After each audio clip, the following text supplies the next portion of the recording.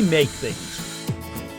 We use our hands, minds, and machines to build, to fix, to improve. We're known as do-it-yourselfers, home improvement fans, fix-it fanatics, inventors. At our core, though, we're all makers. So let's jump in and make something.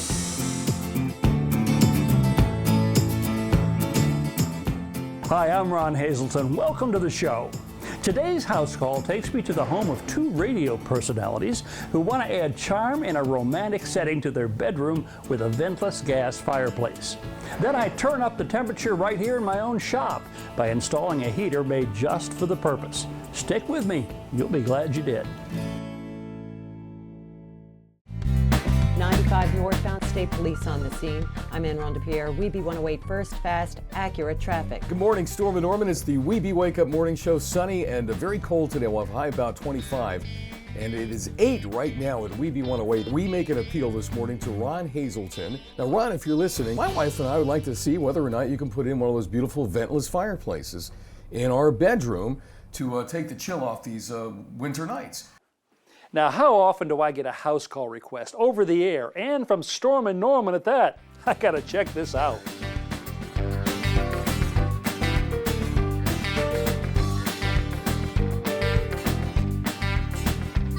Hey guys, how are you? Snow, and more snow on the way here. Right? Yeah, that's a good thing. I heard you had a good sense of humor, so I just couldn't pass that up. Well, Ron, this is it, our bedroom. This is it, the Passion Palace. Yes, kind of. I can see it right now. You want to lie in bed, cold winter's evening, fireplace. Sounds I wouldn't good. mind that myself. So this is where you're thinking about putting it? We were hoping if we could get a corner unit, that this would be a nice spot to enjoy it from the bed or from our seating area. Now I'm trying to think whether we should go vent or ventless. I'm leaning toward the ventless. The technology has been around for decades in Europe. It's been as well established here. It's safe, even for a bedroom. And then we avoid all that work, as you say, of putting holes in the ceiling and the wall. So why don't we get online, kind of just look around a little bit and see what's out there and what appeals to you. Sounds good. This is the Empire Comfort Systems website. It's their White Mountain Hearth collection. This is a vent-free fireplace right here. Could it be painted? Oh, sure. Okay. I think it comes in white. Hey guys, take a look at this, will you? Now, this is not an example of my cabinet making ability, but it will serve to give you some idea of what that unit you guys liked online might look like in here from a proportion standpoint. Wow. Right. Yeah, this is great. I'm starting to be able to imagine it. Can you see it? Yeah. Fire, flames. I can see it. Okay. I can feel it. Now, what I want you to do, and I'm serious about this. Okay. But go over there and lie in bed for a second, will you? I want you to see how it looks to you from that perspective. It's nice. Yeah. Is there any way we could maybe raise it up a little higher on a hearth or something so we could actually see the fire part? Yeah, why don't we try that? Yeah, let's pick up each, Okay. grab an edge, and then we can slide this under. I got it. Is there something we can just take it up a little bit? John Grisham okay? Oh, he'd be proud to be part of this project. So what do you think? I like that. Now that we've settled on a height for our raised hearth, I head back to my shop and begin cutting out the pieces while Ann and Norm go back online and select their fireplace. A few days later it arrives and I head back to start the installation. My hearth kit has a top and 3 sides. Our first step is to attach some glue blocks along the edge. This is like how I do on my hot dogs.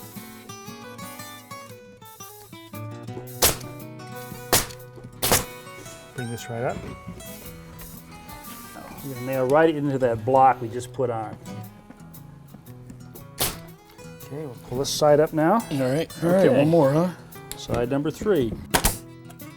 What I did is I cut a couple of kind of corner braces to drop in here. So take your nail gun now and right down through here. Give me about 4. With your fingers. Oh, gee! Ah! I'll let's do that once. Little carpenter humor. Okay, I say, let's give this a test fit, huh? All right, let's spin it around. All set. Okay. Let's keep our fingers crossed.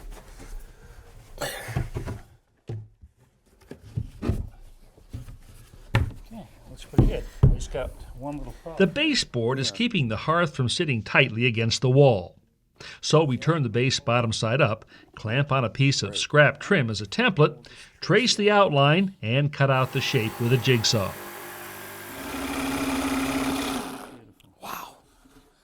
So this is what I would call a ledger. It's a piece of wood that we're going to attach to the wall to support the back of this.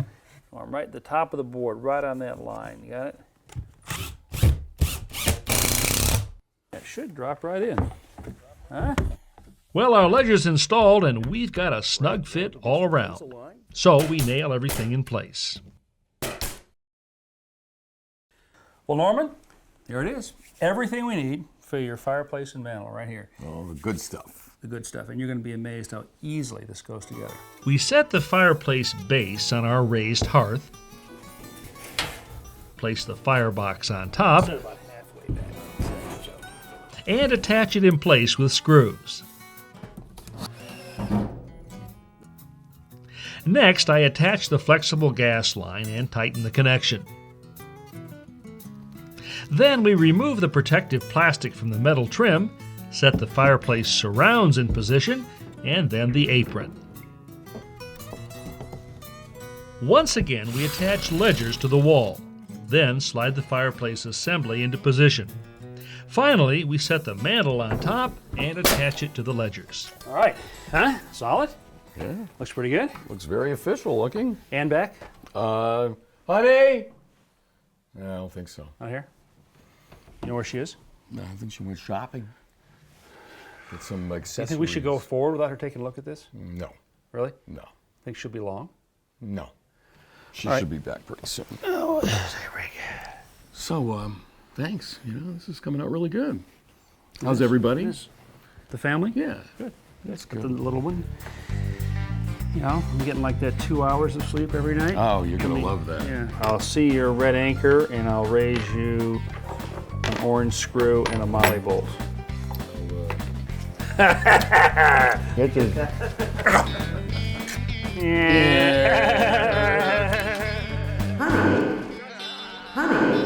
Honey. Honey. You guys have been hard at work, I Waiting. can see. Oh, yeah. We always, you know, we Yeah. didn't really want to go ahead until you took a look at it. What do you think? Wow. Huh? Okay, wait, let me block this out for a moment. Wow. I think like I it? really like it. Well, this is the main reason I wanted to get your input here. Is what we're going to do up here.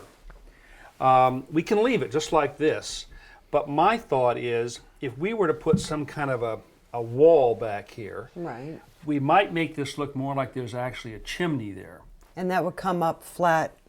Yeah, it'll Flush come with up the- here, yeah. and I think it might sell the idea that this is more of a built-in fireplace. And it would give me a nice spot to maybe hang a picture, right? Yeah. Okay. Yeah, now I didn't get that right away, but while I was sleeping, it came to me in a dream. That nap paid off. So, this is what I'm thinking of here. But just stand back and kind of look at that and see if you think you're going to like that better than just the wall. I'll put it up, and I'll take it down. You know, Ron, I think I like it a lot better. This time we put our ledger strips up vertically, nailing them into the wall studs. Then we position a piece of 1/2-inch plywood on top of the ledgers and nail it in place. Finally, we install drywall over the plywood Look at that. and secure it with screws. Next, I apply a bedding coat of joint compound to the seams. Tear off links of joint tape, dampen them in water, apply the tape to the seams, press it firmly into the compound using a putty knife, and finally snip off the excess. Now it's time to trim out our base with decorative edge molding and install baseboard. A couple of coats of paint, and Norm begins setting the logs in place. This is about the only wood carrying he'll have to do for this fireplace.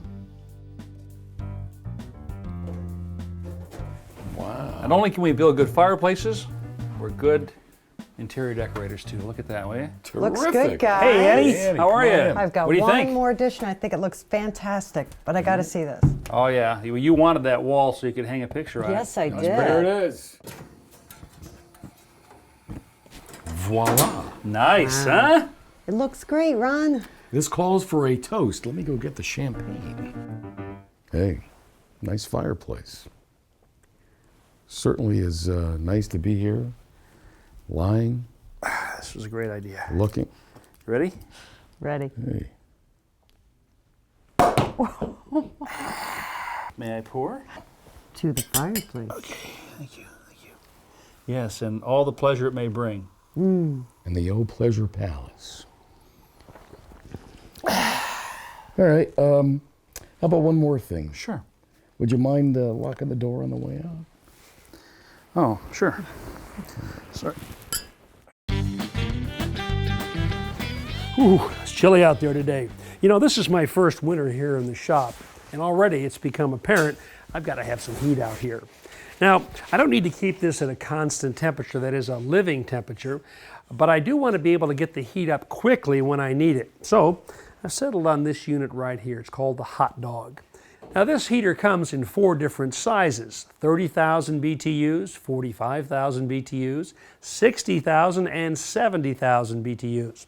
This is the 60,000 BTU model right here, and this is the one that's the right size for my shop. So let's get started. We're going to put this up. There we go.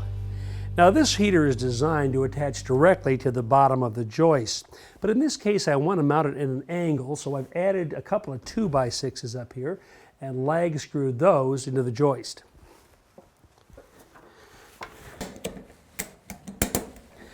Now, since I'm going to be working alone today, one of the more challenging parts of this project may be hoisting this 80-pound heater up there where I'm going to attach it to those 2x6s.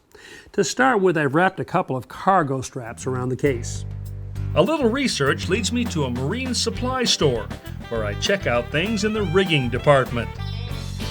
Now, to do the heavy lifting today, I've decided to use this marine block and tackle. It's designed to lift very heavy booms on sailing ships. Lightweight, very strong, a little pricey, but it's a lifetime tool. Now I'm going to attach it to this 2x4 that I put up earlier. The lower end of the block and tackle gets attached to the cargo straps. Then I hoist the 80-pound heater upward as easily as a sailor would raise a mainsail on a mizzenmast. Once in position, I clamp the mounting flanges and bore clearance holes. Next, I insert carriage bolts and finally twist on nuts and snug them tight with a socket wrench.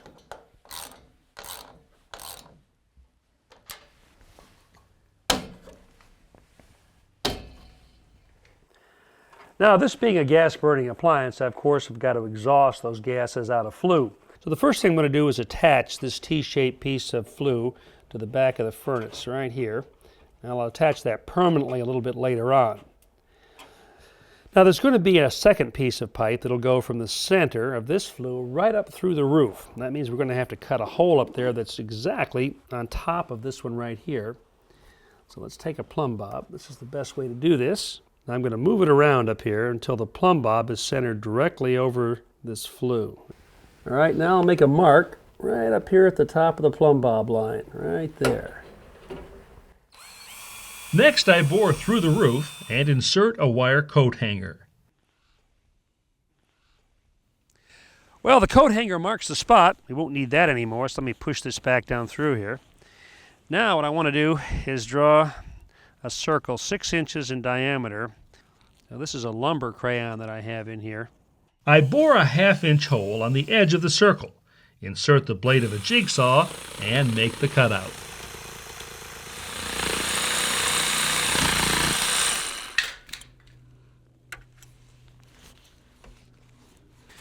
Well, this is the flashing that's going to make the watertight seal eventually around our flue.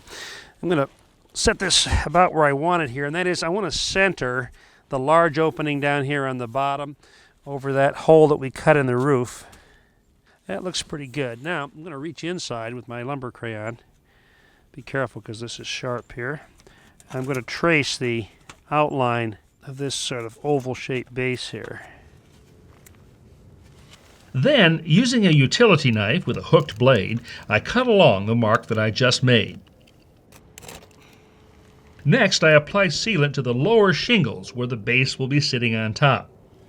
Then I slide the flashing underneath the upper shingles and into the circular cutout. Finally, I secure the flashing base with roofing nails. This is double-walled vent pipe. The inner liner is aluminum, the outside is galvanized steel. Now the idea is that even though there are hot gases passing through this pipe, the outer jacket remains cool. So what I'm going to do is pass this up through that flashing we put on earlier. The lower end of the pipe I connect to the vent coming out of the back of the heater. The joints are held together with couplings that snap into place. Back up on the roof, I slip a weather ring over the top of the vent and slide it down to the top of the flashing. Finally, I set the vent cap in place and apply sealant to the nail heads.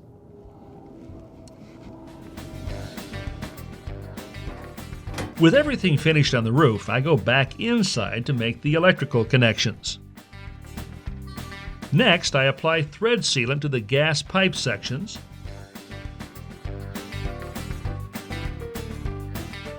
tighten them together, and finally connect the flexible gas line. I installed the main part of the gas line and shutoff valve earlier.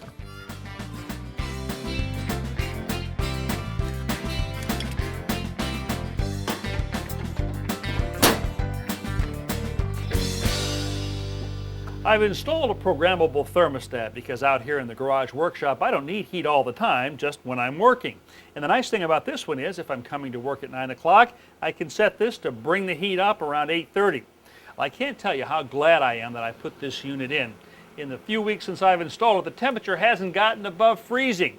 And this heater has done a great job of giving me heat where I want it, when I want it.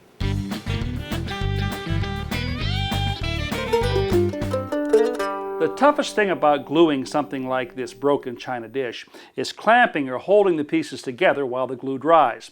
That's why this is a perfect application for cyanoacrylates. Now, these are sometimes called instant glues. They're very easy to use. In this case, I'm just going to put some glue on this edge here. I'm not going to make any effort to smooth this out.